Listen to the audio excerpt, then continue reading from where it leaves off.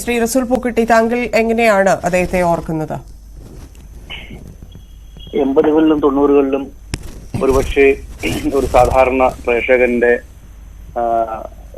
ഒരു അഭിവാഞ്ചിയായിരുന്നു ശ്രീ വിജയകാന്ത്. അത് കമലഹാസനും രജനീകാന്തും at the peak of the career അവർക്ക് രണ്ടുപേർക്കും ഒരു വലിയ ഒരു കോമ്പറ്റീറ്റർ ആയിട്ടാണ് പിന്നെ തമിഴ് സിനിമയിൽ രജനീകാന്തിന്റെ വരവ്. ഞാനൊന്ന് സ്കൂളിൽ കോളേജിൽ പഠിക്കുന്ന കാലഘട്ടത്തിലാണ് വിജയകാന്തിനെ നമ്മളെല്ലാവരും വിശേഷിപ്പിച്ചിരുന്നത് പാവപ്പെട്ടവരുടെ രജനീകാന്ത് എന്ന രീതിയിലാണ്.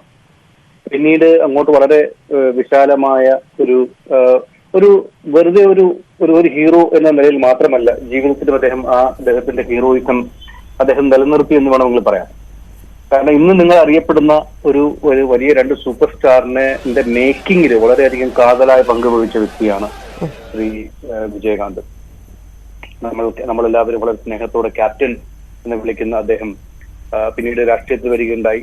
രാഷ്ട്രീയത്തിലും അദ്ദേഹം അതേ സ്വന്തം സിനിമാ ജീവിതത്തിൽ എങ്ങനെയായിരുന്നു ആളുകളുടെ മുന്നിൽ, പ്രേക്ഷകരുടെ മുന്നിൽ അത്തരത്തിലൊരു ജീവിതം, അത്തരത്തിലൊരു വിജയം അദ്ദേഹം രാഷ്ട്രീയത്തിലും കാഴ്ചവെക്കാൻ കഴിഞ്ഞു.